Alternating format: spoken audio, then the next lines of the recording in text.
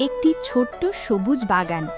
সেখানে পাশাপাশি থাকতো 2 টমেটো, একটি কাঁচা আর একটি পাকা। আর বাগানের পাশে একটি ছোট্ট গাছে থাকতো মিষ্টি পাখি টুনটুনি। তাদের ছোট্ট জগৎটা ছিল খুবই শান্ত, খুবই সুন্দর। প্রতিদিন সকালে টুনটুনি পাখি উড়ে আসতো টমেটোদের সাথে গল্প করার জন্য। টুনটুনি উড়ে এসে বলতো, আজকের দিনটা কতই না সুন্দর।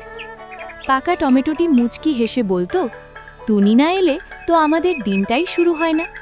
এভাবেই গল্প, হাসি আর বন্ধুত্বে ভরে উঠছিল তাদের প্রতিটি দিন।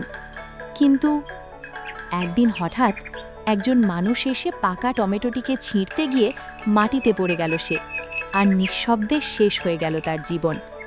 পরদিন সকালে টুনটুনি আবার এলো, খুশির সুরে ডাক দিল, বন্ধু তুমি কোথায়?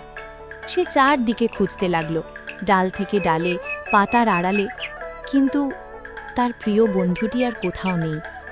কাঁচা টমেটোটি চুপচাপ দাঁড়িয়ে রইল, কিছু বলল না। আর তখনই টুনটুনি ধীরে ধীরে বুঝে গেল যে তার বন্ধুটি চিরজীবনের জন্য হারিয়ে গেছে। তার ভীষণ মন খারাপ হয়। 15 দিন পর হঠাৎ করে খাবার খুঁজতে খুঁজতে টুনটুনি আবার সেই টমেটো গাছের কাছে চলে আসে। এসে দেখে সবুজ টমেটোটিও ওই গাছে ছিল না, শুধু দেখতে পায় মাটিতে কিছু চারা গাছ। টুনটুনি বুঝতে পারে কিছু বন্ধু হঠাৎ করেই হারিয়ে যায়, কোনো বিদায় না জানিয়েই।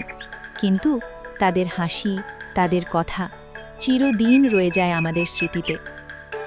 নৈতিকতা: সত্যিকারের বন্ধুত্ব কখনো শেষ হয় না, তা বেঁচে থাকে হৃদয়ে, স্মৃতির পাতায় চিরকাল।